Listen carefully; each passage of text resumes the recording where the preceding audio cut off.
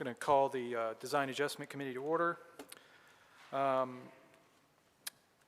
Design Adjustment, I got to read an introduction before we get started. The Design Adjustment Committee's purpose is to establish clear and measurable review criteria for the consideration of major deviations from the city's technical standards and specifications manual. The Design Adjustment Committee does not consider housing type, cost of the proposed unit, occupants, building material, unit size, number of bedrooms, or the architectural design of the structures. These hearings are quasi-judicial evidentiary hearings. That means it's like a court hearing, and the committee's decisions are constrained by the standards in the ordinance and based on the facts presented. All variance requests require 4/5 vote of the committee. Appeals of the committee decisions are to Superior Court. The parties to these cases are entitled to an impartial board. If a board member has a fixed opinion on the matter, a financial interest in the outcome, a close relationship with an affected person, or has had any ex parte communication about the matter, please disclose that information to determine if a recusal is necessary. City staff will introduce a proposed project to the committee, and committee members may ask questions. The applicant may present additional information about the project, and the members may ask questions. If anyone wishes to provide evidence at today's hearing, witnesses must sign in on the clipboard at the back of the room and be sworn in. Because witnesses are to provide sworn testimony, please focus on the facts and standards, not personal preference or opinion. When a witness comes forward to give testimony, please come to the podium, state your name and address for the record, and speak clearly.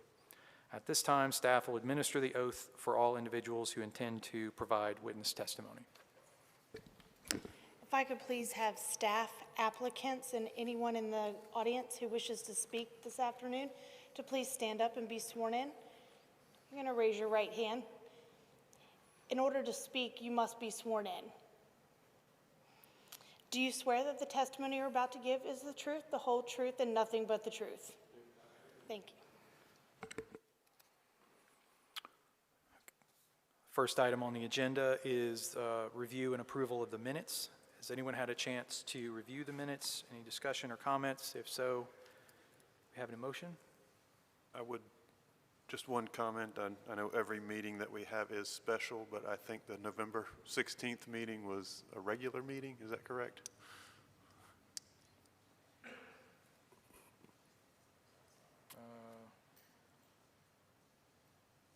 Is this the December meeting, right?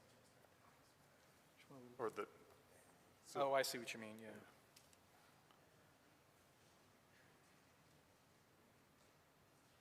I honestly don't know the answer to that. I think our November meeting was just a regular meeting. Yeah. Okay. But other than that, I would make a motion to approve. All right. I'll second. All right. All in favor say aye of approval? Aye. Aye. Opposed? Okay, motion carries. Minutes are approved. That brings us to item number 1. Staff have a presentation?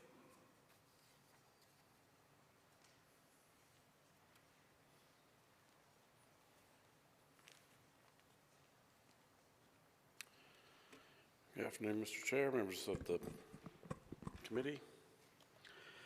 This site is approximately 14 acres in size. It's located on the south side of Wrightsville Avenue. It's currently zoned Urban Mixed-Use Legacy District.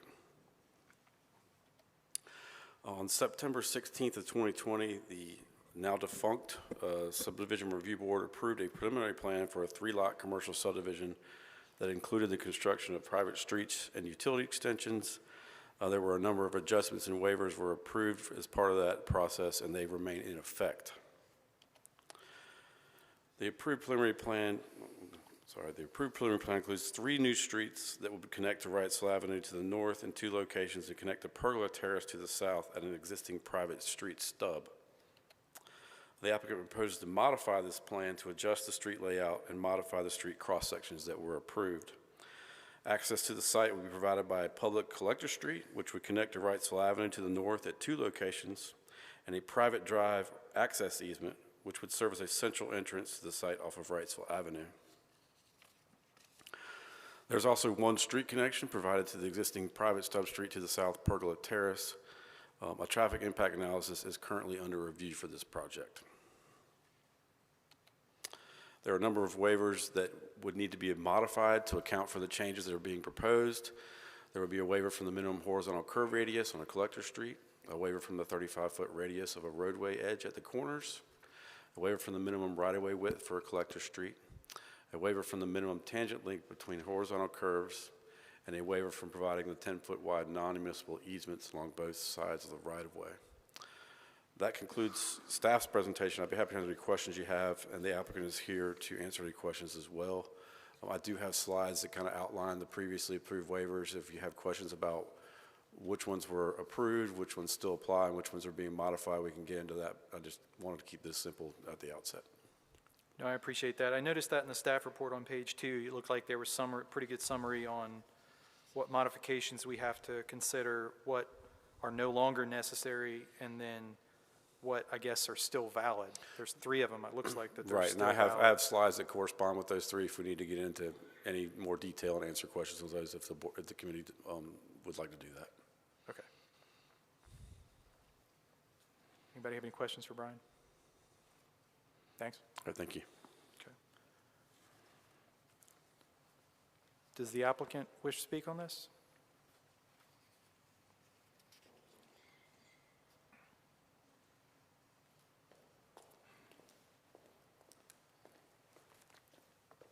Good afternoon. My name is John Tunstall, Norris Tunstall Consulting Engineers, and we are bringing before you the Haven at Galleria project. As Brian mentioned, it was previously submitted and approved back in September of 2020 through the SRB, and it contained 12 waivers or variances to the technical standards.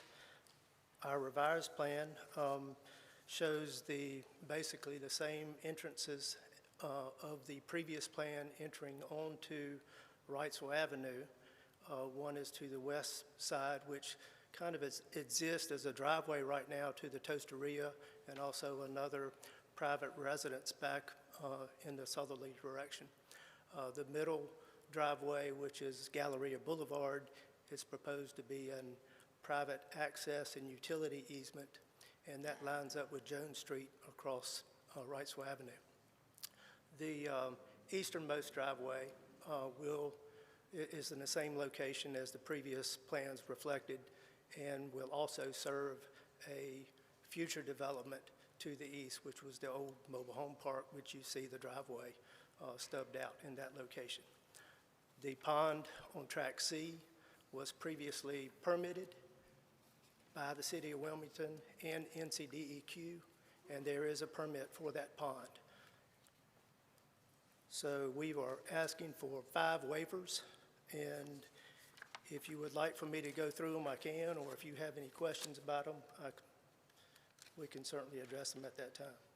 I don't think there's a need to go through each one right now. We might have questions Okay. as we move along. Is anybody else? Okay, Thank you. thank you. Any discussion on the board, from the committee rather, on this item? Otherwise, we'll open up the public hearing.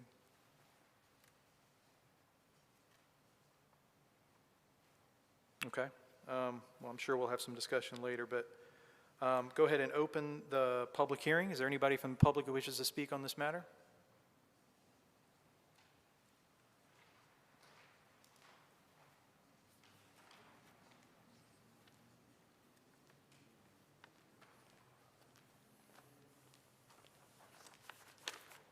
Good afternoon. My name is Tony Carter. I live at 1637 Early Forest Court, which is a little bit to the west of this property. But I've been working with Miss Geneva Age, who is the private residence that they're talking about on the westernmost access. She would share that access with them. She's in her upper 80s, okay? Her sons are my age, 68 to 70. And so, you know, they may not have a full understanding of what's happening with it. I am a retired civil engineer from the U.S. Army Corps of Engineers. And some of the stuff just don't make sense to me, such as putting that right turn in the middle of a curve for access to that property, when you could have just extended it straight north and made a tie that way. They're not interested in going east out of that driveway. They only want to go to Wrightsville Avenue. So that would be the only access they would want. So I don't know why this, the planning board would approve, it's a single access too, so there aren't going to be a lot of traffic through there. So that makes sense to me. But on the second phase is that this property that access right now was a city alley. The city said, hey, we're no longer interested in it. So State Street said, we'll take it. But then the agents have been maintaining that access since 1972 when they bought the property. So they hired a lawyer, and State Street brought their lawyers, Mr. Shipman, and we're still in discussion on that property. So I don't know how the developer is submitting a plan on property that's currently in the court system because we went to mediation with this property, and the Shipmans, or either State Street, Jeff Kettner, was not interested in making any attempt to resolve this issue because the agents really had access to the whole alley from Wrightsville Avenue to Airlie Road. But they were willing to concede the portion south of them toward Airlie Road if State Street would grant them access out of this driveway that they've been using since 1972. State Street said no. And so anyway, that's where they are with that right now. The rest of the development, that's an awful lot of cars. The parking decks, the parking spaces that are shown there. I go to church at 6809 Wrightsville Avenue, which is right across the street from this development. So I got a letter about this development and decided to take a look at it. And as the gentleman representing the developer stated, a lot of this was already pre-approved in an earlier discussion. I have no argument against that. It's just that the portion of the road that I'm talking about was not approved in the earlier plan, and now they're finishing that road with this particular plan.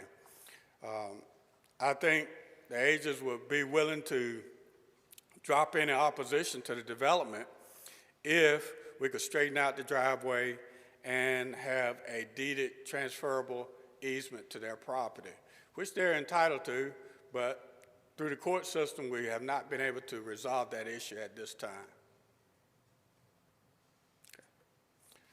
And, I use this road a lot myself because I go to church at St. Matthew Church, so I'm up and down the road all the time. There's a lot of cars out there in the summertime, and adding all of these, of course, we stated that in the other one, that didn't go anywhere, so I don't expect it to take any foothold here. But it is a lot of traffic, and at one time they're talking about a roundabout. I'm glad to see that they're not proposing that in this particular event. But I'm sure the planning board has engineers on their staff, and that this consideration is not one without merit that you would put. I'm not sure how you're going to maneuver that turn. Really, you make a quick right, and you better be ready to make a quick left if you're going into their house, So, and there's a fire hydrant there. The fire department requires access to it. So by them putting those two turns in there, that's going to make it impossible for an engine with a tanker on it to access that hydrant. So I don't know what's being planned with that. Those are all of my comments at this time. Thank you for your time and consideration of my statements. Thank you, sir. Anybody else from the public? Yes, ma'am?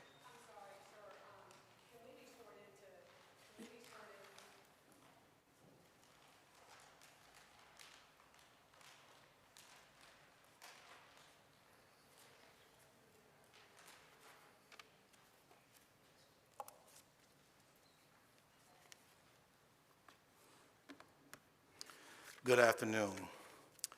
My name is Wayne Age. I reside at 1632 Allens Lane. My mother's property is 6724 Riceville Avenue. Mr. Carter did an excellent job explaining to you all what we have been dealing with for quite some time. We do ask for deeded transfer easement, deeded transfer access to that property. Thank God for Mr. Carter, because I too can't understand why the curve, why not the direct access. I just want to tell you all that it has been a battle for my mom. Access was denied for her for so long, illegally, and we've gone through quite an ordeal. We've been very good citizens, even with the restaurant sitting there with not even proper parking, where we have to go to. I've had to go to the to the restaurant and tell them if they will allow us access. You can't block this road. My mom has pre-existing health conditions. They had put a fence up and all of that. So not to go through that, I just a little bit of history about the struggle we've gone through, and I do sincerely hope and pray that you would take into consideration the information that Mr. Carter has shared with you. He spoke it a lot better than I could, but I just want to bring that to your attention, each and every one of you. I'm sure not one of you would want to have experienced what we've had to go through. It's like a David and Goliath. And I'm hoping and I'm sincerely praying that you would please take this consideration under advisement. Thank you. Thank you, sir.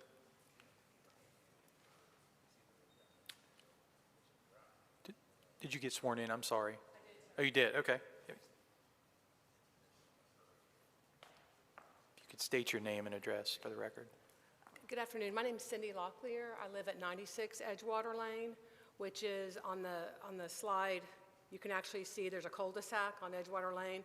I live in the second house that's away from the cul-de-sac towards right by that retention pond.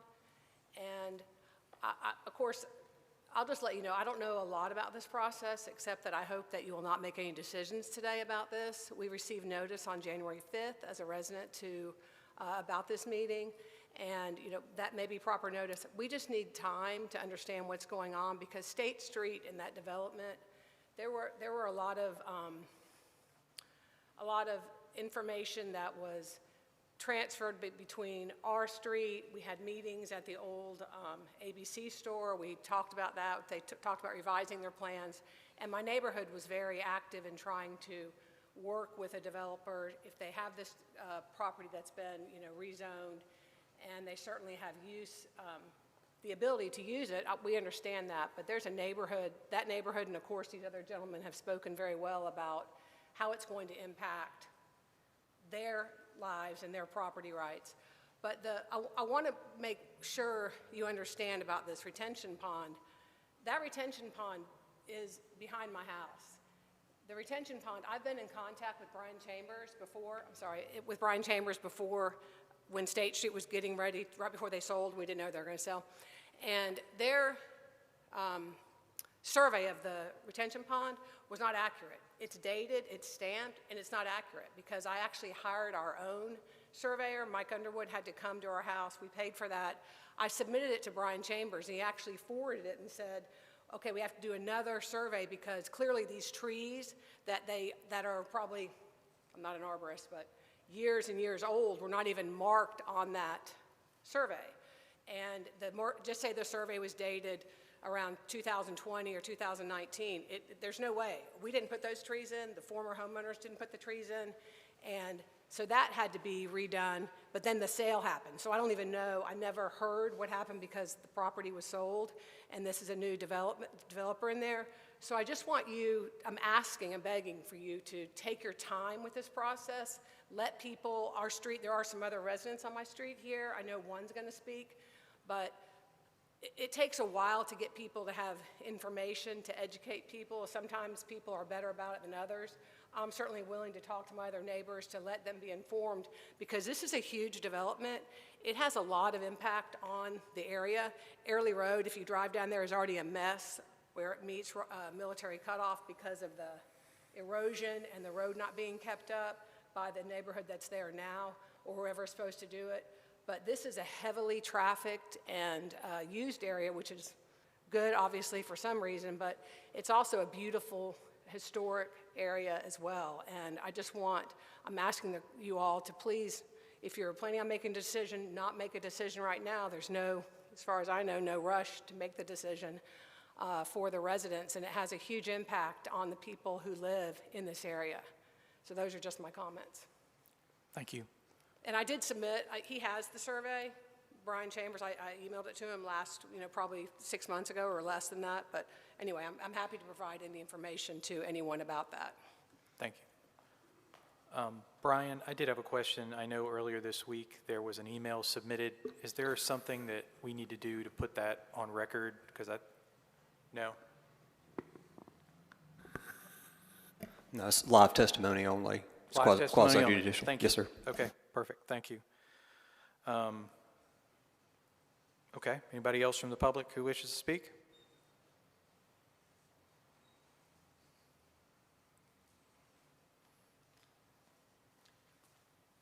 Good afternoon. My name is Craig Marquis. I live at 97 Edgewater Lane, which is also on the cul-de-sac that's represented in the diagram up there. I'm on the north side of the cul-de-sac. My comments are really going to be brief. Obviously, this project is, could be exciting and an improvement for the area if it's done correctly. So I'm just here to emphasize our concerns as a neighborhood that's been there since the 1920s. First house was built in the 1920s in Edgewater. Most folks who live on that street are homes built in the 70s and 80s.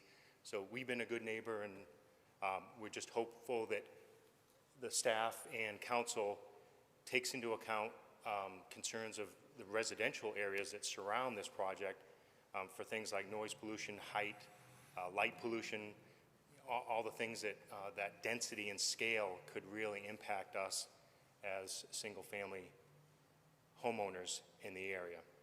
So thank you so much for your consideration. Thank you.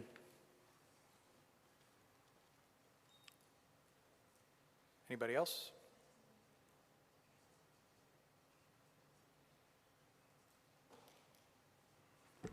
Anyone who I just swore in, also make sure you sign in before you leave on the sheet on the back table. Thank you. Hi, my name is John Connor. I live at 3763 Pergola Terrace, which is in the new Airlie at Wrightsville Sound Development, just by CC on your map. I just want to echo what the folks before me spoke about and taking your time to consider this. We're new, that's a new development. We don't have the establishment of some of the other neighborhoods, but as you can see, it's very critical to us. I live right near that proposed access that will have a gate, so I'd very much like you to take your time and do this traffic study as well. And we're very concerned about the amount of traffic, as some of the other folks have said. So I just wanted to echo those statements and represent our new neighborhood in these discussions. Thank you, sir. All right, thank you. All right.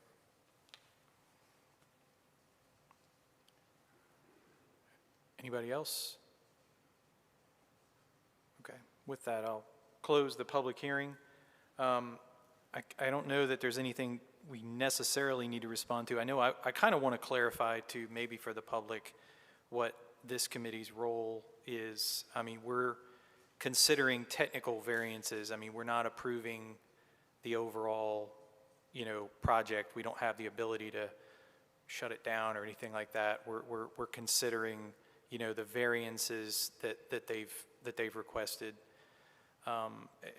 Brian, is there any other public approvals or anything that this project would require, or is just if you could explain the process a little bit, I'd appreciate it. Yeah, the only other approval process would be for technical review of the construction plans themselves. Okay. So it's got to have full technical review by the city, which would include the traffic impact analysis and things like that. That's part of the technical review committee review. So just wanted to clarify that. Mr. Chair? Yep. I am interested in maybe a little bit of a clarification to the points that Mr. Carter and Mr. Age made. Yeah, I was going to make that. Relative to the access to public infrastructure through that little stub road. Yep. And, turning radius and things like that. And I was wondering if the applicant could speak to that. Yep. Yeah, I know. I think we're going to probably want the applicant to talk about that, to answer some of your questions that you had brought up about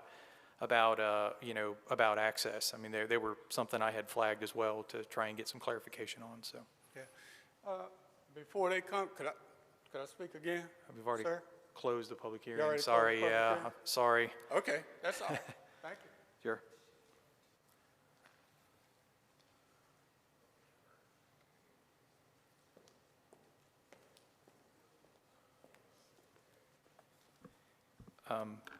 Yeah, I guess maybe you can ask questions. I know some of the ones I had, I wanted to see if you could respond to some of the access questions that Mr. Carter had, as well as, if you feel like there would be any restrictive turning movements into and out of that particular driveway that's being provided to the Age property. Certainly. We were aware of there's a 15-foot access easement along that property line for that property back there that shows up on the survey. And that's why we had the 100-foot radius curve to try to get as close to that western property line as we could in order to provide access. And so certainly we provided a residential access, standard City of Wilmington access to that property. We can certainly make it wider since it is in a curve and do some turning movements for the fire truck to make sure they can access it. In addition, the Cape Fear Public Utility Authority has stated before in pre-TRC and previously that they would like to tie onto that water line and loop it with the other water lines within the Steedman Collector Street. So it will be looped and provide better water quality and fire protection. But we can run some access movements for that turn. We were unaware of any mediation of anything going on with the previous owner. Yeah, okay. Okay. And these are public streets, right? Is it Stedman or Steedman, you said? Steedman is a proposed Proposed public public collector street. street, yes. Okay, so the rights would be there, it's just getting from the Age property to the public street? That is Okay. correct. That is correct. Yeah, I think that was my concern or thought, was it is a pretty, I see what they mean, like it's a pretty tight turn, into that driveway, and I don't know where it goes from there. We just want to make sure that we maintain, access for emergency vehicles to that property. We can certainly run some. And there is a fire hydrant at the end of that That is correct. stub and some other public infrastructure, and I think access to those is important. Okay. We can make sure we can provide that. And proper access with the size vehicles that are required. Okay. Thank you. Anybody else have any questions or clarification that we need from the applicant? Okay. Thank you, John. Thank you. So we have 5 variances to consider. Apparently 3 were approved previously and are still,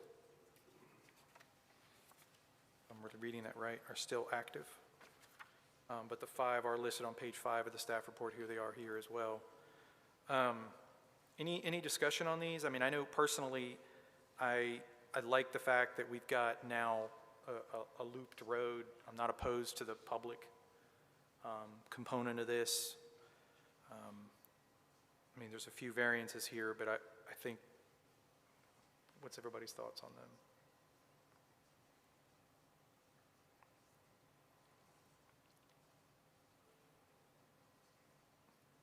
I think from a traffic standpoint, it presents itself better for the internal circulation of the users.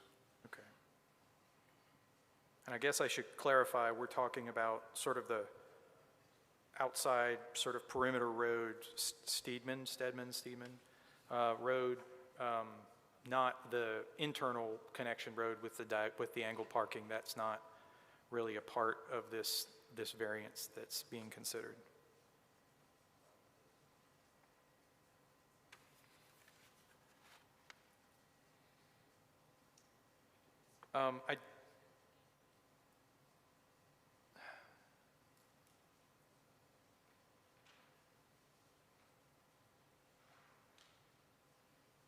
As far as the non-municipal easement, I'm trying to make sure that we maintain the ability for non-municipal utilities to utilize this corridor. Clearly, the utilities are going to be put in place to serve this development, but is there any need, or have you guys done any kind of analysis on whether or not, I'm trying to figure out if that non-municipal easement is necessary on the far side, because that is one of the variances. Yeah, please, sorry. Get your steps in today.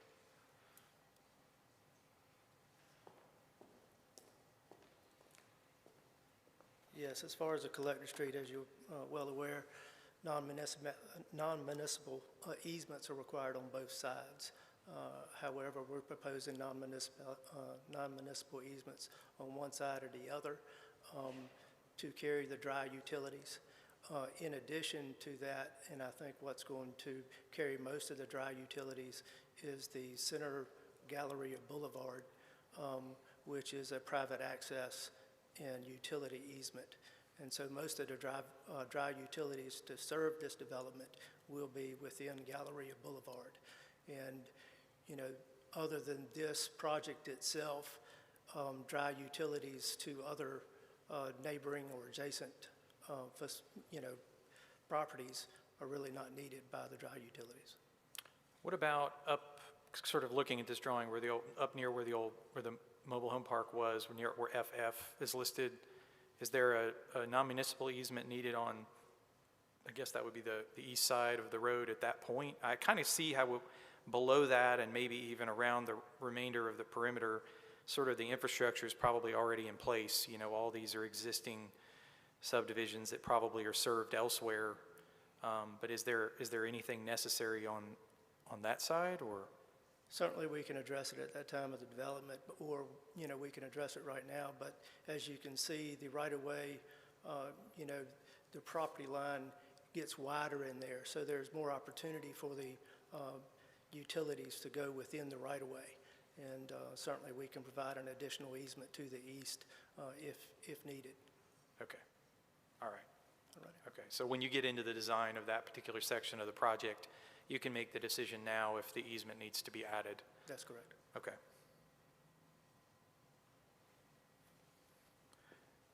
Any other comments from the committee? If so, I think we have the 5 variances and the overall plan, or just the 5 variances? Okay, 5 variances in the overall plan. Do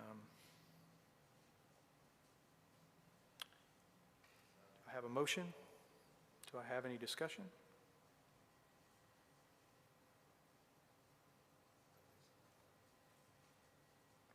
No concerns?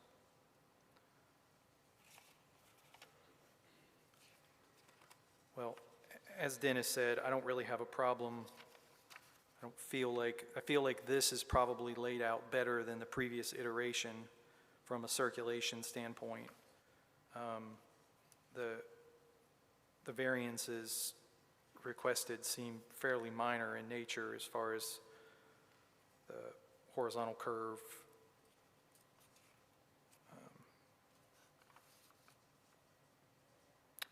What do you think, it might be a question for the applicant, but regarding the horizontal curve radius, what would be the impact of providing a 200-foot radius on that curve? I know you mentioned before it would push that easement further away from the road. You know, there could be impact to the connection of that easement to the public road. Yes, and, you know, I alluded to it earlier. You know, we, propose a 100-foot curve at that westernmost property line to get closer to the property line, to get closer not only to the driveway easement, but also the utility easement to provide connection there for CFPUA. If you provided a 200-foot curve, it would reduce the tangent section from the existing driveway to the 200-foot curve and come more into the property. And I think this collector street is more going to act like a local collector street than a full-blown residential collector street. It's a UMX. We've got side parking. If that's going to reduce the speed limit on the street, and so I think it's more going to act like a local residential. The connection to the area at Wrightsville Sound, that's gated? Yes. So it who is. would have access to that? I believe it's exit-only gated, or, no, it's gated, enter, or, no, it's two-way. So Okay. it's a gated, that was previously approved, and the radiuses were previously approved as well. No, I'm just curious. I mean, would that be just the residents of the area at Wrightsville Sound would have the ability That to is- come that and is go correct. through that? That is correct. That's my Okay, understanding. but the people associated with this particular project would or would not have the ability to cut through there? They would not. Okay. Okay. Dennis?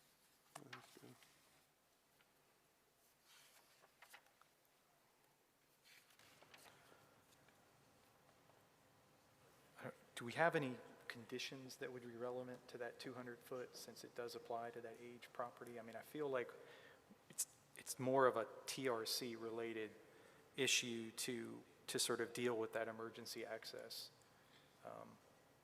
or not, you know, the access to the age property. Turning templates and Yeah, and exactly. such, yeah. So I'm not really sure that that's really our role to condition that approval, but certainly something that the TRC should be looking at. Or do you feel otherwise? I think most of that's usually handled through that TRC review Okay. more so than what we would be involved with from this committee. Okay. Then I'm going to make the motion to, go ahead, I'm sorry. So the overall site plan approval would have that condition to go back to TRC for We could that do that. access? Yeah, I think that would be the appropriate place to add that condition, yeah. Okay, perfect. Well, I'm going to make the motion to approve variance number 1, the horizontal radius, 200-foot max to less than 200, on the justification to just site constraints and proximity access to the age property.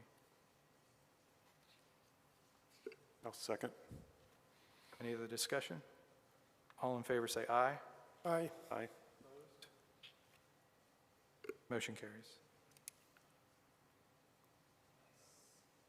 Radiuses of the roadway edge at the corners. Is this, I think the way I interpreted that, that's only at the intersection of Pergola Terrace and Stedman. is that correct? You can just shake your head, I think. Okay.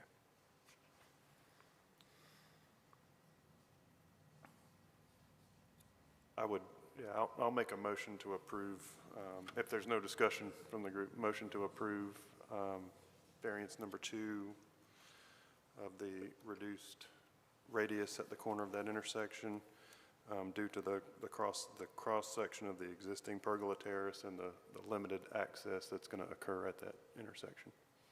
Agreed. I'll second that. Any other discussion? All in favor say aye. Aye. Aye. Opposed? Motion passes. The minimum right-of-way width from 60-foot required, and I'm understanding it's variable.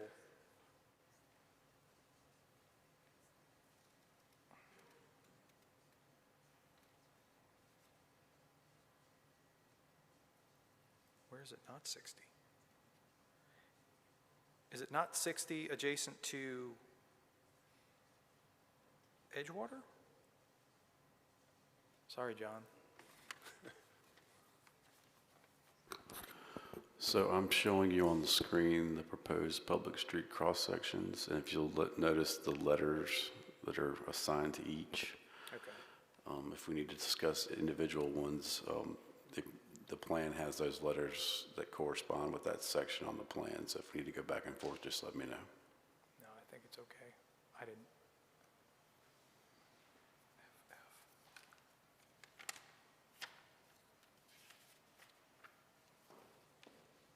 Rob, there are sections which are less than 60 feet, and that's why we listed as a Okay. variance. Okay. And you can see in the cross-sections AA and DD, and so. Okay. All right. I see in the narrative that was provided I believe that was from you guys, but it says we propose a minimum of a 50-foot right-of-way along Stedman. It should have said 45. Okay, I just wanted to make sure I was, It skinnies up right there at the existing driveway or Section roadway at AA. Toasteria. Yeah. And so it really gets confined in there. And so that's, we're trying to use the, that existing driveway and keep the roadway in the same location. And that's what skinnied it up to a 45. So it does go down to 45, you are correct. and But just so- at that location, and then it pops back out to 50 and 60. Similar variances were approved previously, That is correct. Yeah, all these variances were approved previously. but it's just the fact that the layout is being modified is the reason why it has to be, okay. That's correct.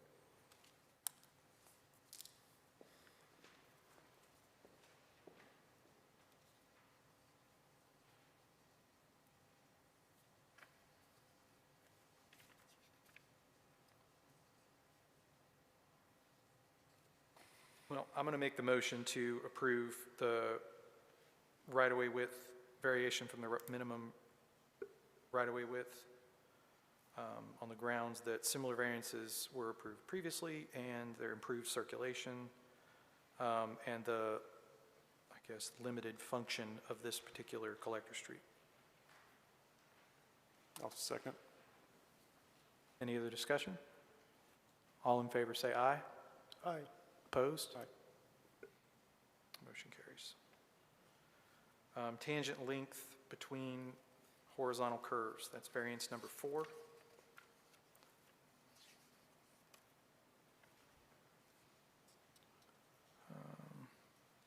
Any concerns with the, Other than where is that depicted on the diagram? I think the letter says along the west property line, is that where you enter and then immediately have to turn back around that 100-foot That radius? is correct. Okay. There's, where that existing road turns 90 degrees to Wrightsville Avenue, and then it comes back in a curve there and then has a short tangent section before it enters the 100-foot curve there. And that's on the west side, and I believe that is a,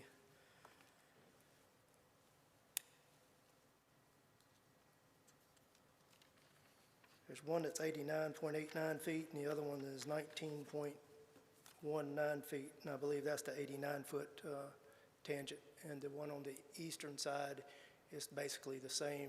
We're following the right-of-way, the property line there. We've got a 200-foot curve coming into that, and then we have to go 90 degrees to Wrightsville Avenue. So there's a short tangent section coming out of that, that curve, trying to square up to Wrightsville Avenue, and I believe it's 19.91 feet. And I don't have a magnifying glass, but right there between Pergola Terrace and the easement, I see 2 curves and a tangent. Is there 100 feet between? They meet Okay. the 100, Okay. one meets the 100 and the others are well over it. Okay. And basically, the 2 that we're asking for are at the driveways, which are stop conditions anyway. Okay. okay. Any other discussion? If not, do we have a motion? I'll make a motion to approve the tangent length less than 100 feet due to the location of the curves approaching the major roadway with the stop condition. I'll second that. Any other discussion? If not, all in favor say aye. Aye. Aye. Opposed? Motion carries. So the last waiver requested was the non-municipal easement along both sides. They're requesting one side, the internal side. Any concerns or discussion on that? I think the only question I had is, should we have sidewalk on both sides of this street? Will these neighborhoods that surround this development, are they? This is about the easement, the non-municipal easement, Okay. not sidewalk. I think the sidewalk was previously approved. Is that right? And that's not changing? Is that the thought? Okay. That is correct. Okay. Yeah, and I mean, but the non-municipal easement question that I mentioned was the similar kind of note. Just want to make sure that we continue to serve all the adjoining properties We don't want to limit utility access to, by granting this waiver. I mean, clearly, we're not going to limit utility access to the project, but I don't want to eliminate the option for utility access to any adjoining properties. But I think all the adjoining properties are all existing with the exception of the trailer park or the mobile home park there. I can't think of the name of it, but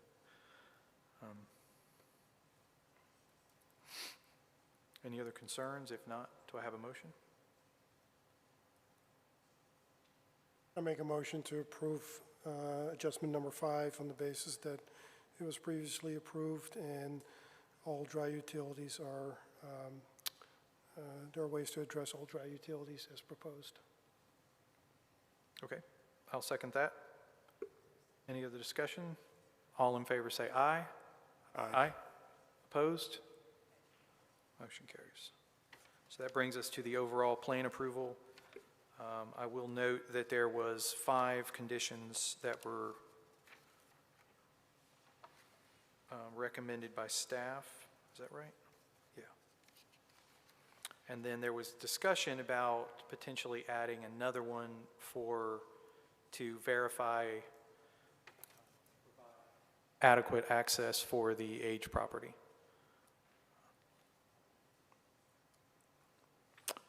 I will make that motion to approve the project with the conditions stated by staff and the added condition to evaluate and provide adequate access to the age property.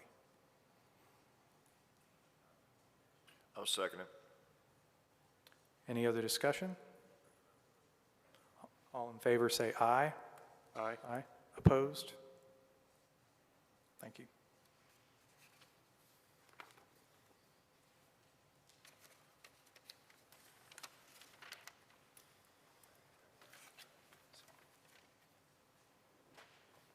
So that brings us to item number 2.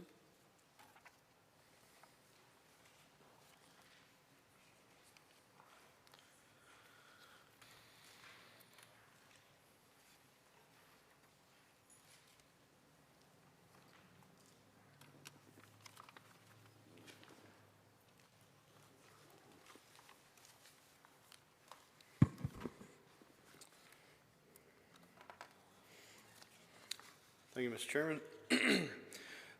The site is approximately 2.36 acres of land and is currently zoned O&I and offices in institutional and CBCD community business conditional districts. In 1988, the English Garden, located in a portion of the site, was established as a site as a garden center and retail space. In 2009, the business closed and all the properties have remained vacant.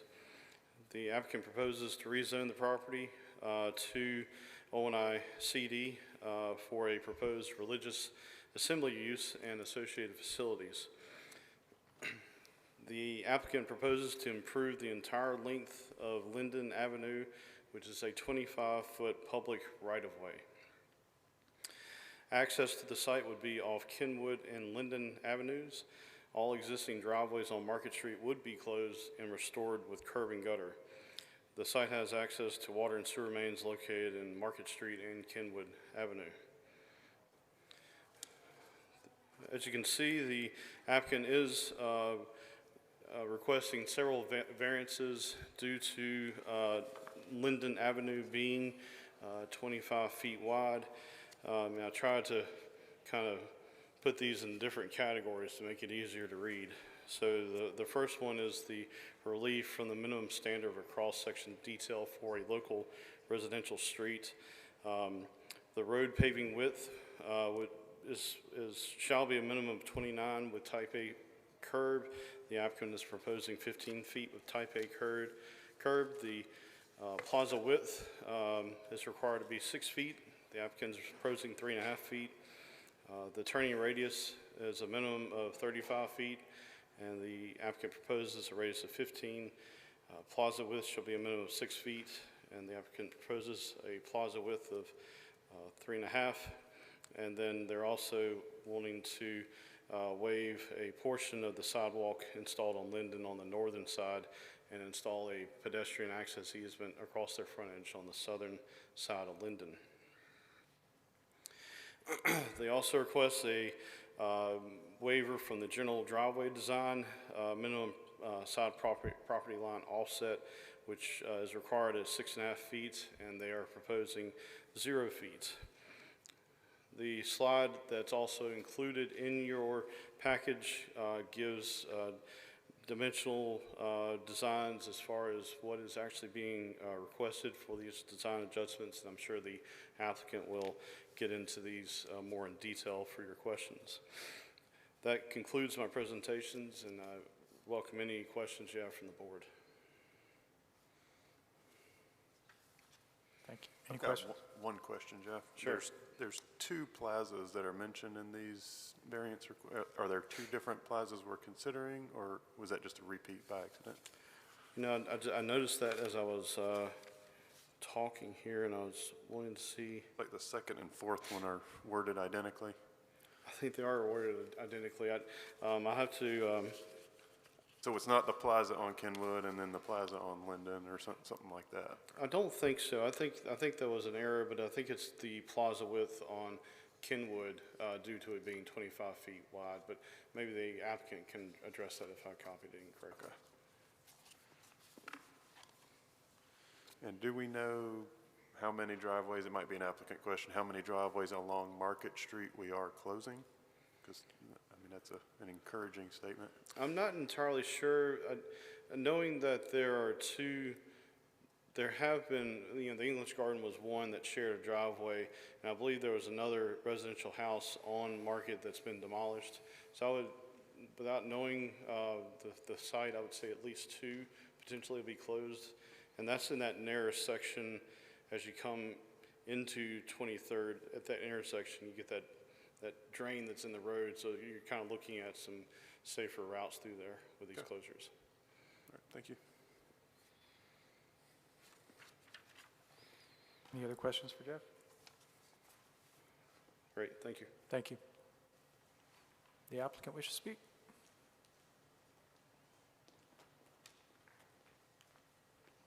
Good afternoon. Howard Resnick with CSD Engineering, representing Chabad of Wilmington. And I appreciate you guys taking the time this afternoon to take a look at these adjustments. Really, what Jeff just described boils down to two requests. One for the minimum standard cross-section. As you know, we have what the city has deemed a right-of-way for Linden, which we at first assumed was an alleyway. When we learned it was a right-of-way, of course, there isn't any sort of standard street cross-section which fits within that right-of-way width. And then, of course, because of the proposed driveway locations, proximity to adjacent properties, that's the second adjustment we're looking for. Just to clarify on the second plaza, I think that's just a repeat of the plaza on the opposite side of the road.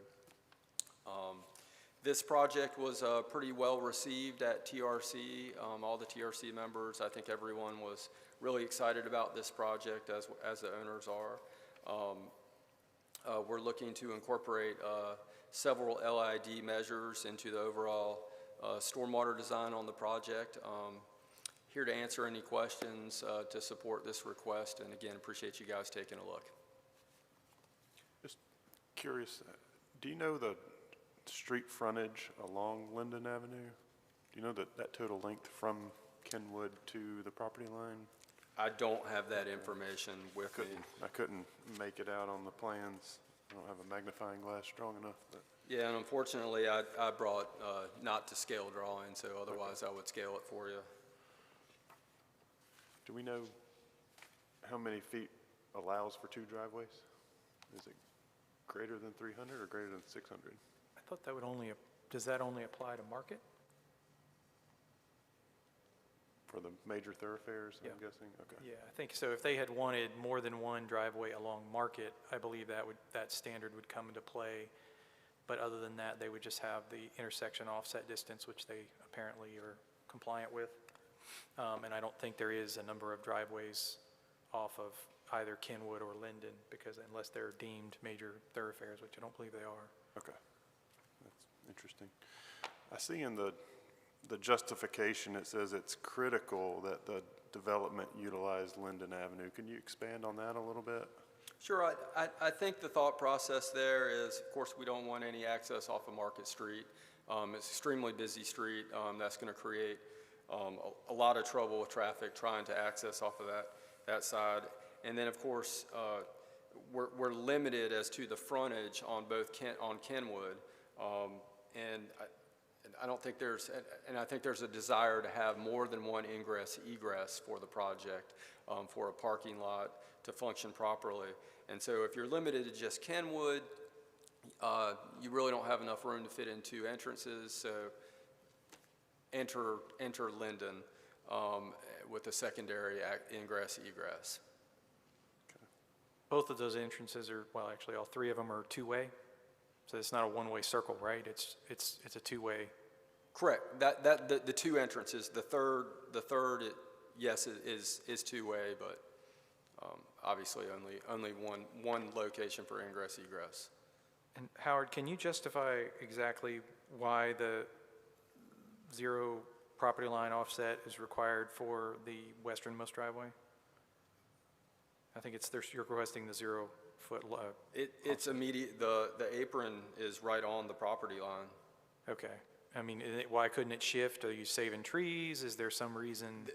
Thank you. Yes, the trees are the primary reason. There are a tremendous amount of trees, and Cindy Wolf did the overall layout initially Michael Kirstein did the original layout. Cindy took it over when we realized a rezoning was going to be necessary, and she made several adjustments to avoid trees as much as possible. And of course, there are some building use issues which kind of drive the overall campus layout and the size of the buildings and the proximity of the buildings to each other, the relationship between them. So that sort of drove some of it as well. But again, the trees were a primary focus on trying to be a responsible developer. Thank you. Okay. Any other questions for the applicant? What is the main purpose for that second driveway, the westernmost driveway, I guess, with? Sure, that's more of like a service type access. I believe there's going to be some sort of kitchen facility on the backside of that western building, and so the thought there is, hey, we need some additional parking, but we also need some access back in the rear there. So when I was looking at this and reading the report and reading the justification of saving the trees, I'm like, well, could you get by with just one driveway? I mean, could you shift building one to the west and have access to that additional parking area on that main drive aisle? So again, the use of these buildings and the square footage that they needed and the proximity of the buildings to each other was critical, and I can't really speak to that. The architect really and designer could speak to that more, but that drove the layout and the locations of these driveways and these parking areas. Do you know what and I haven't looked at this and I apologize, but what is the use of the adjoining property to the west? Because I mean, if you have a zero lot line, I mean, one of the main issues is you're potentially encroaching on the driveway potential for that adjoining property. Is that an existing? I think that was an older house that was is used now for commercial uses. Again, it currently does not use that rear alleyway at all, to my knowledge. I think the access is off of Market Street for that building. And maybe, Brian, are you driving right now? Maybe you can pull that up on Google Earth and just take a look at that, just to verify what. Because I mean, if that does, redevelop, I guess we would have the same concerns with that particular property. With, Market Street is going to be an issue for anybody along there. So diverting some of that traffic to Linden, and they've got limited frontage. So again, I just don't want to take away anybody's ability or rights for a driveway. Sure. And we did hold that community meeting with the adjacent neighbors, and it was well received at that as well. And some of their concerns were limiting pedestrian traffic along that route. They didn't want a sidewalk on the north side. But overall, Didn't? You say did not? not on the north side they didn't want people on the north side of Linden. So they did not want parking along Linden, and I, totally understood that. That was another thing. So we've, sort of shifted and, to address their needs as well. Okay, thank you. Any other questions for the applicant? Got to open a public hearing, even though I don't think there's any public here, but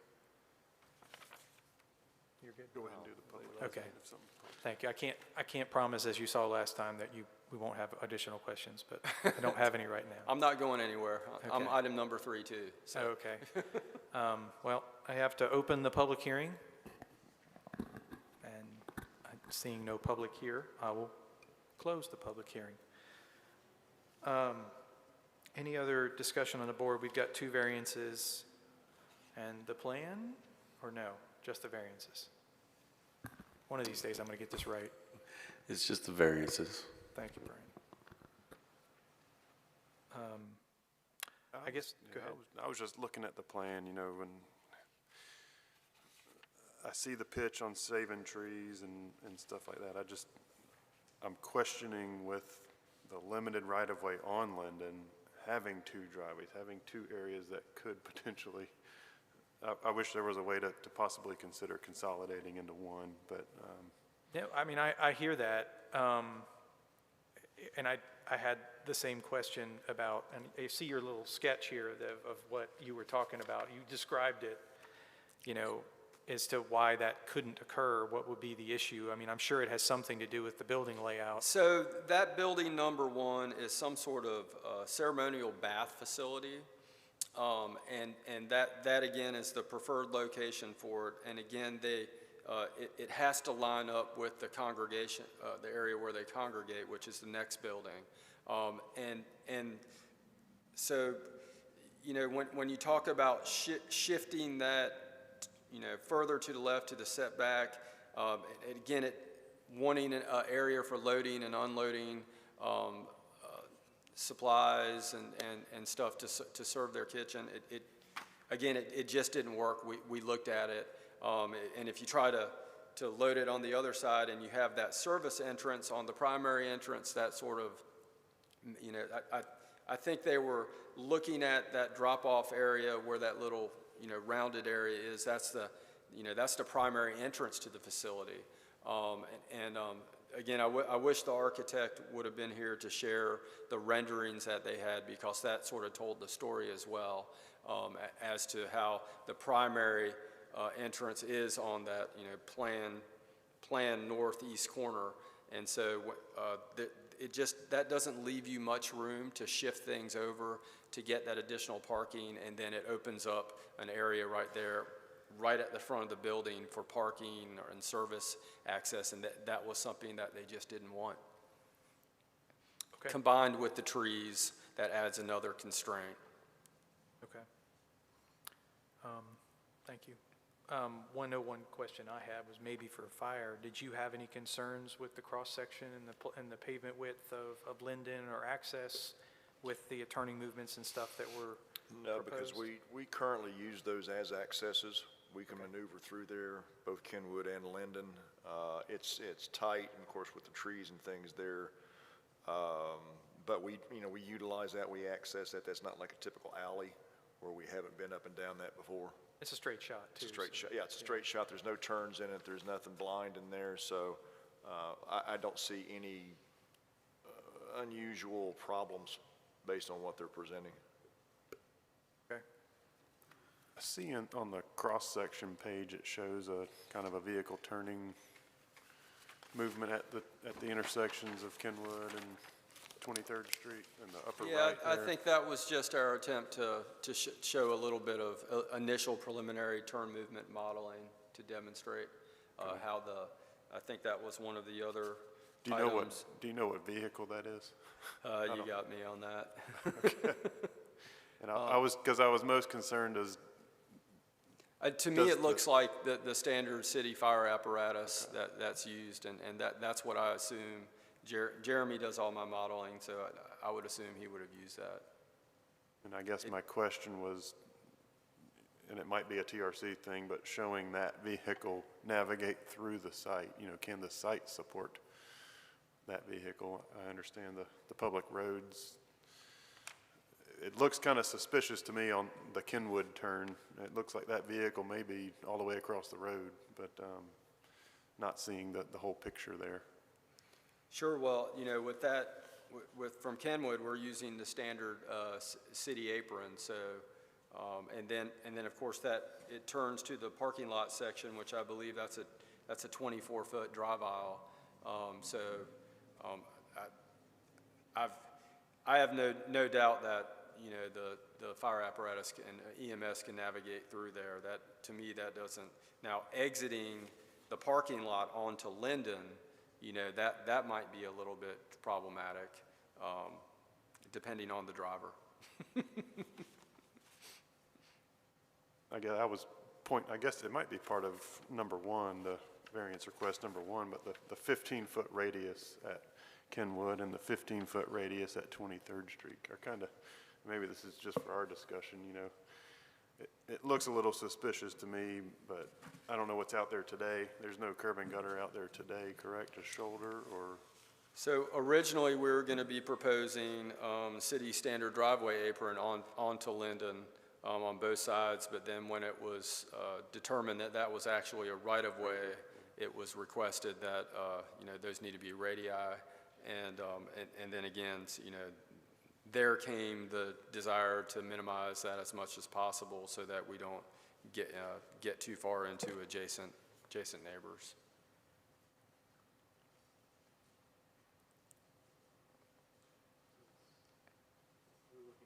An apron now. You're looking at from Kenwood? And Linden. So you're kind of looking in southwesterly direction?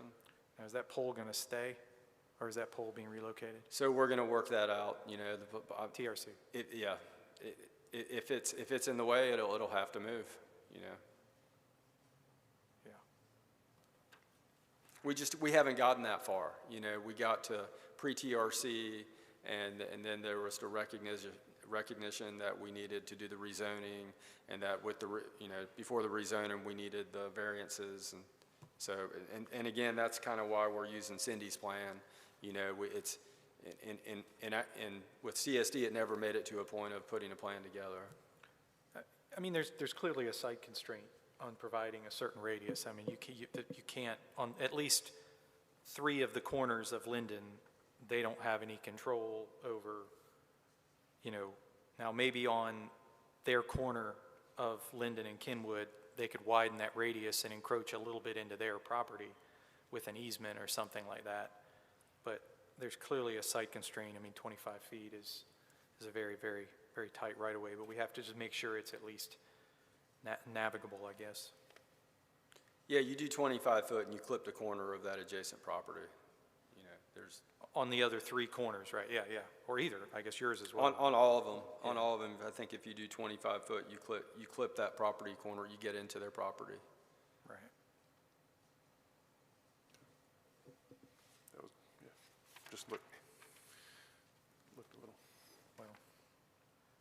Well, okay, well, we have 2 variances to consider. Any other discussion on those variances, concerns?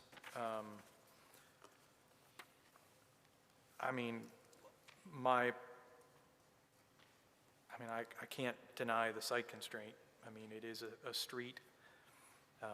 They're providing sidewalk along their frontage, which I think would serve them well, and it, I guess, could continue along that south edge if should any of those adjacent properties redevelop. I would say, just looking at the reductions that they're requesting, it's about 50% of what's required of a regular right-of-way, and if the right-of-way is about 50% of what's normal, then it seems consistent with what's out there, reasonable. Okay. Cole, any concerns on your part? We've mentioned the concern that I have would be the second driveway off of Linden. I think it's more enticing to take access off of Linden once it becomes an improved public right-of-way in the event of redevelopment for the adjacent property. Knowing the parking requirements, you're close with not needing this section. I think you would be one shy using just the parking adjacent Kenwood. Otherwise, I think the site constraints justify the first adjustment. Yeah, I kind of wondered the same thing. I was like, if, you know, depending upon, and I don't know that this is sort of within our purview to sort of condition, but, you know, should the adjoining property ever redevelop, it would seem like a great opportunity to share a driveway at that point, you know, just to stem off of their driveway or something like that and eliminate this one. There's a pretty good opportunity there, but I don't know that we have that ability to impact adjoining properties, so. It's a good idea, but we can't impose an easement requirement. Yeah, certainly.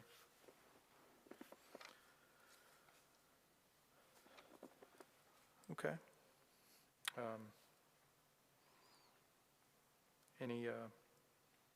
Any motions? Are there 4 waivers for number 1, or is number 1 just all-inclusive? I took it as a non-standard cross-section blank. It's a waiver for a non-standard cross-section, and then those items listed are part of that non-standard cross-section. But we can't pick and choose this one, not that one. I think we could. I mean, if there's something that we feel like they could. You could absolutely address individual components of that cross-section, but the waiver itself is just one request for a non-standard cross-section. Okay.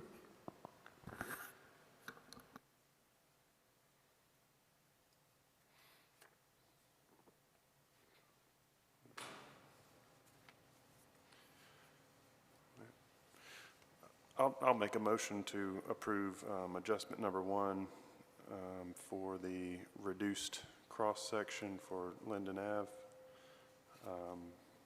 All 4 items listed, actually, in looking at the plans, it looks like the plans show the existing flare driveway and that this would actually be widening the connection to Kenwood. So with fires not having any issues with access to and from, I'm in approval. I'll make a motion to approve item number 1. I'll second. Okay, any other discussion? All in favor, say aye. Aye. Opposed? All right, variance number 1 carries. Number 2, the property line offset from 6.5 to 0. I certainly can appreciate the tree save element of this. I do wish there was a better option, but there isn't, I guess, a limitation on the number of driveways there isn't a standard for the number of driveways along Linden. I just wish they didn't have to meet that, wouldn't have to encroach all the way to the property line.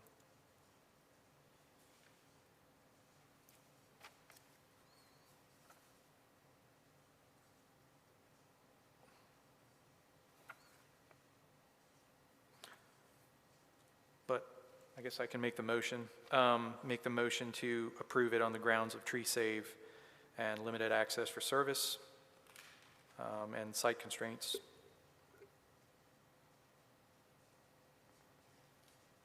I'll second it. Any other discussion? All in favor say aye. Aye. Opposed? Motion carries. Thank you. I believe that concludes that item. When we go back to the GRC, I'll make another request with the designers, the architect, and so forth, to see if there's a way we can shift that driveway over. I took note that's a point of concern with DAC, so Okay, thank you. thank you, guys. Item number 3, Wilmington Power Sports.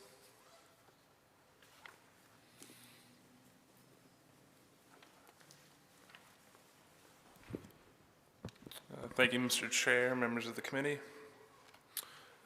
The site's located at 45 Market Street, contains approximately 2.77 acres. And they're requesting design adjustments for existing driveway accesses, for an access on Market Street and a private driveway. The site is zoned RB Regional Business. It's currently an existing motor vehicle sales operation, Wilmington Power Sports. They are proposing an expansion of their existing operation. This is approximately a 12,000 square foot building expansion with additional parking and inventory staging.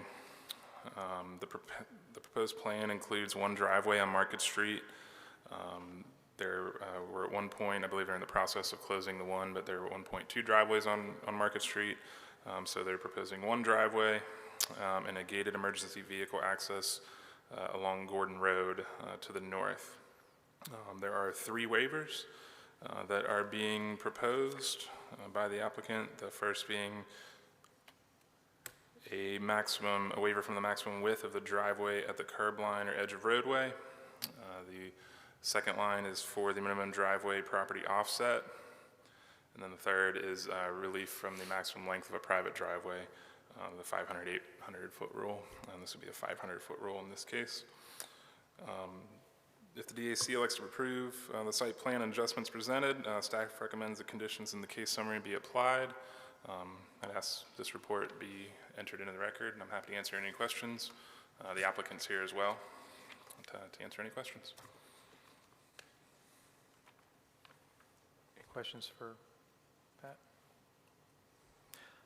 Maybe this is a question for the applicant. Am I understanding on the length of the private driveway, variance number 3, they're proposing approximately 550? Is that what's there now, or that is what they're? I believe it's 550 now, and they'd be proposing 750, an additional 200 feet on the existing 550. Okay. Correct.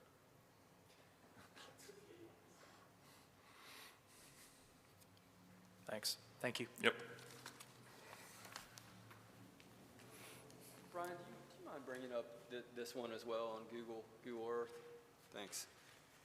Again, thank you guys for taking a look at this one as well. This is a further expansion or development of a older property, previously not used as a dealership. In this case, they're adding a expansion to an existing building and then another warehouse type building in the rear of the site. And of course, they're improving parking and driveway access all the way to the rear of the site. And if you can take note of the picture which Brian the aerial image which Brian has brought up on Google Earth, the site already is not in compliance with the 500, 800-foot rule. I mean, it already, you know, they utilize the rear part of the property already. And again, I don't think this is the latest, greatest. I think maybe, Brian, if you're able to maybe pull up the latest, greatest image on that. It should be like a 2020 or 2021 version. But that property, there's one thing you'll notice, there's also not only proposed in this plan, but also existing, there's an access which goes towards the northern part of the rear of the site, all the way out to Gordon Road. And again, they currently utilize, it goes through an easement or a shared easement or a proposed shared easement across the adjacent neighbor's property. And they plan to continue to utilize that, or at least for emergency service vehicle access. So that's one of the mitigating factors for requesting the variance to the 500, 800-foot rule. As far as the other items are concerned, again, on the image in front of you, you'll notice the current condition, the current situation with the driveways. There are 2 driveways right now. One of them just doesn't make any sense at all. You can see it kind of currently goes in would feed people directly in front of the building, an area where they're currently using it for display, or this was, I believe, the previous owners. And so the agreement or the desire was to shut, in speaking with the DOT currently has a TIP project underway, and I think the DOT is going to be performing the closure of that other driveway.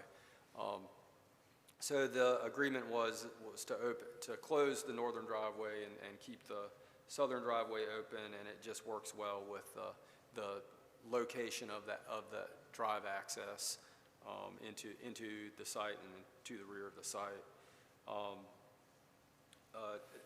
Again, I'm sure you guys have read the justifications, but the DOT requirements for the driveway width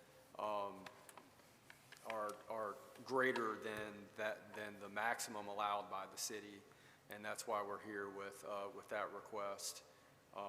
Additionally, because of the location of that existing driveway, and even if we chose the other driveway, it'd be the same deal. We'd be too close to the adjacent property line. I'm here to answer any other questions you guys may have about this and help walk you through it. Okay. I guess maybe some others will have questions too. I guess my question is, can you walk me through what portion of the site will the public use on a daily basis, and what is more storage, employees, service? Can you walk me through the use of this site and how? I can actually, yeah, that's surprisingly, I am familiar with the site, so I can do that. So the front part of the building is actually the dealership building. Customers will be parking up front, in front of that existing commercial building. If you, sheet 3 of 6 of the attachments paints a good picture. There's 6, God, my vision's going, 6 parking spaces up very front, another 7 in front of the building, and then there's 6 more parking spaces in front of the proposed addition. You know, driving-wise, that's as far back as customers are going to go. Okay. They're not going to go beyond that because they have no reason to go beyond that. I think the other parking at the rear is going to be for employees. Maybe they'll use those for storage, Like vehicle storage, inventory storage? Temporary vehicle storage, because they have like a dirt lot back there on the far northern part in the direction of that proposed all-weather emergency access, and that is currently being used. A lot of laydown, a lot of inventory gets stored back there. But again, with these improvements, they also plan to utilize their improved area for storage of inventory and so forth. But that rear part, you know, from that existing warehouse building, the eastern side of that existing warehouse building back, that's all for maintenance, repair, inventory storage, and employee access. Okay. Any other questions for the applicant? Just use kind of question. It says motorsports. Yeah, they're, you know, all these popular recreational vehicles, you know, they sell boats, they sell like these Polaris off-road vehicles, they sell jet skis, motorcycles. How would delivery of these motor vehicles occur? Yeah, absolutely. I'm sure they come in on tractor trailer. Okay. They're gonna pull in. They'll probably pull all the way to the back, and they do have some room to turn around back there, or they end up using that emergency service secondary access. That was kind of where I was going. I don't see a way for a tractor trailer to turn around on this lot unless is this an L-shaped lot kind of? You've got that loading area and then that kind of oversized, you know, between, I don't know how to point. I thought it was this area. Is the portion that all-weather path goes through, is that owned by this site? It is, yep. Okay, so there's a large grassy area. There is, and that's why I was saying I wish Brian had the the means to bring up the latest aerial image because I think it shows a more recent use back there, which reflects what's currently happening. Like I said, they've been using some of that area as lay down. Yeah, that really doesn't paint the picture. But They've cleared the trees and. yeah, there's a little bit more, more clearing that's happened back there. And I think they lost a lot of trees during Hurricane Florence, and a lot of that's been cleared out. I see it says proposed 20-foot private access easement. Yeah, I don't fully understand the ownership aspect or the agreement, but again, the idea is if they don't already have permission to access through there, they will obtain that permission to access. Does this site intersect Gordon Road? I see a sliver of. So there's a little sliver that does extend all the way, but that's not where the current access is located. Okay.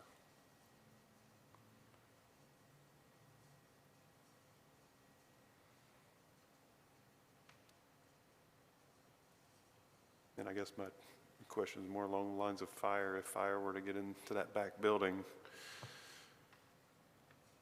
and that easement's not there,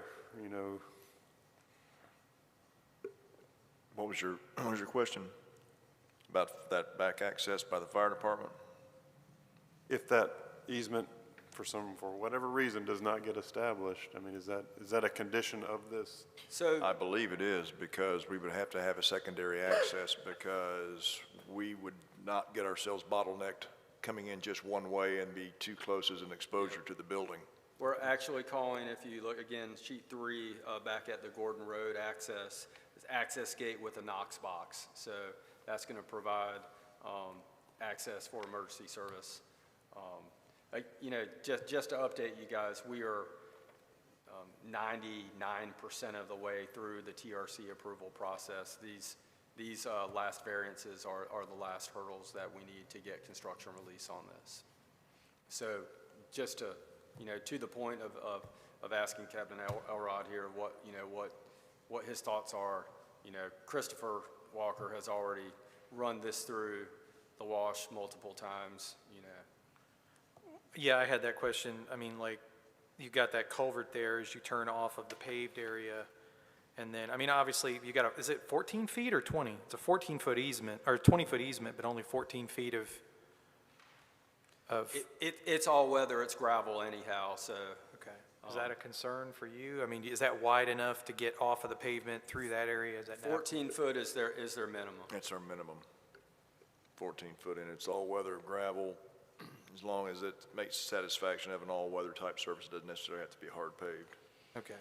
And that would be approved as part of the TRC approval, so enforceable if they go out there and block it with a bunch of inventory. That's correct. And as I said, Rob, we're 99% through the TRC process. Okay. So the plan, what you're seeing, is the product of multiple iterations of comments and addressing comments and resubmitting, et cetera, probably 3 to 5 times.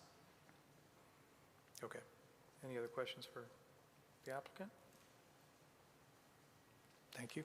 Thank you, guys. Well, just as the last one, I have to open the public hearing. With no public, I will close the public hearing, which leads us to our discussion. And we have, I guess, the 3 variances.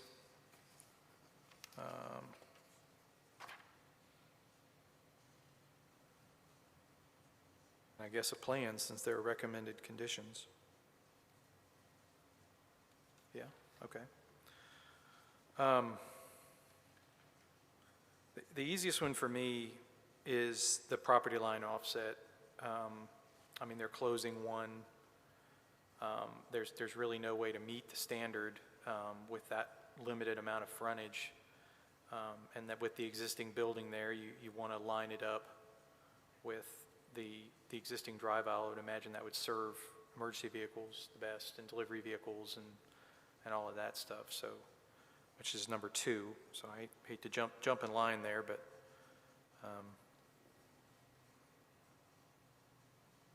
anybody, do we need to discuss that one at all?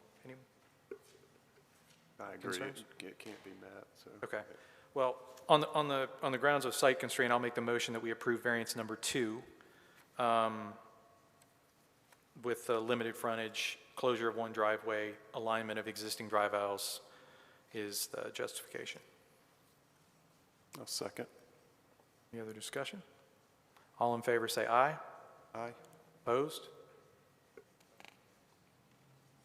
I skipped the first one. 76 feet is a proposed, I'm not 100% certain that DOT doesn't govern the width of a driveway. They're not mandating the 76 feet. It's more of, I mean, they'll honor our standard, will they not?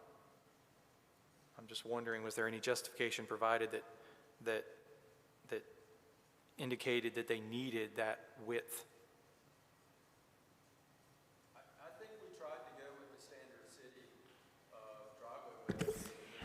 Sir, I'm sorry, you're going to have to come back to the mic. Sorry about that. I think we proposed the standard city driveway width, and they denied it. The DOT denied it. Do you have that as part of the packet? I don't have the documentation with me, but What was their grounds for denying it? they have a minimum driveway width for commercial driveways. Yeah, I've never come across that before on any project in Market Street. It's like 36 feet, I believe. Well, the 36 I don't think is the problem. I think it's the radius that takes it beyond the 62-foot edge of pavement maximum. And typically, what we like to see with that type of variance is we like to see some sort of turning movement that justifies, a design vehicle needs, that width. Now, on a lower volume road, it's okay to use up the entire or more than the one receiving lane. But on Market Street, I think we probably do want to allow a little bit wider to allow that, like a larger vehicle to not take up 3 lanes of traffic just to complete the turn. Any thoughts from you guys or from the committee? I would have liked to have seen some sort of turning movement that justified that, or, some sort of response letter from DOT that says, here's why we're not approving 62. Howard, do you know what those radius are? I don't. I'm looking through the package right now to see if we usually do a separate detail, which we provide to the DOT along with our driveway permit. I'm trying to see what that is. I'm pretty sure it's going to be a 35-foot radius or 35-foot radii. Howard, so can you explain to me, how are these right-of-way improvements being done? Are you building them? Is your client building them, or is DOT building them? So I think the DOT is performing those improvements and that driveway was actually in their plan, part of their plan. Okay, so that driveway and the sidewalk is part of their plan? I don't think the sidewalk, I'm not 100% sure. I don't think the sidewalk is. So you guys are building the sidewalk? I think so.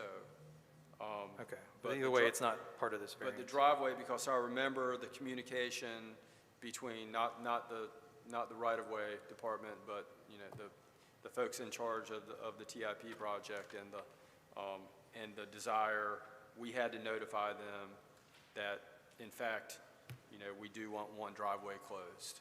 Okay. And they were taking care of that as part of their project. Okay. Brian, when you get back to your computer, can you bring up the aerial one last time? Sorry. The adjoining properties, they're both built? Driveways are set? They are. Those are, well, at least the one to the south I know is. Yeah. Oh, and the one to the north, they're sharing that access with Walgreens, right? Isn't that the? Yeah, I do not know what that is. Yeah. That is correct. There's a project currently under review and technical review, and they will be sharing a driveway with the Walgreens driveway. Okay. really have a concern with that driveway, especially if it's in the DOT plans.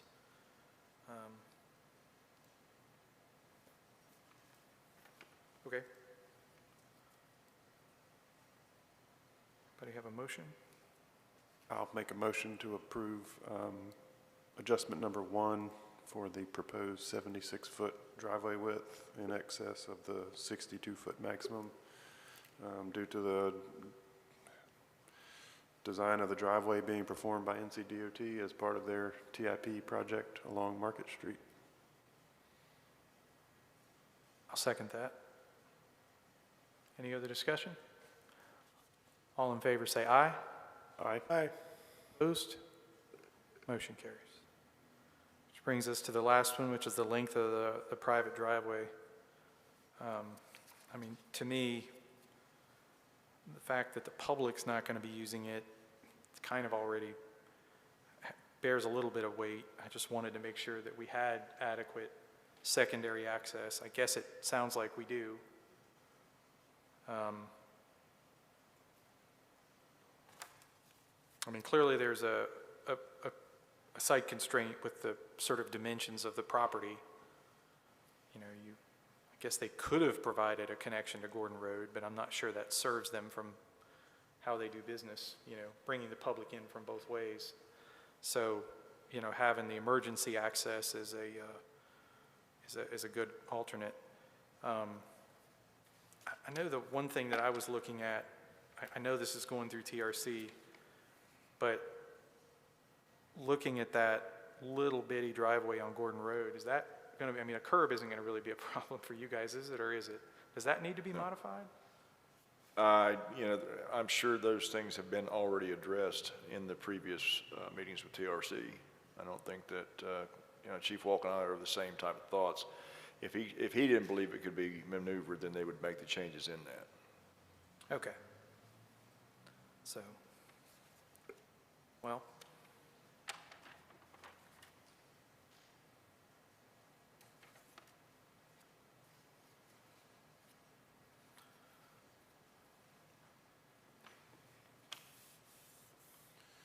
all right, well, I'll make the motion to approve the maximum length of the driveway to whatever's proposed on the approved plans, with the justification being the secondary point of access being provided and the length, or I guess the overall depth of the property makes, you know, compliance with this not possible. I'll second. Any other discussion? All in favor, say aye. Aye. Aye. Opposed? Motion carries. Okay, and that's all in that one, or did we have to approve the plan? There is no preliminary plan approval associated with this. Thank you. Thank you. With that, I guess we are adjourned.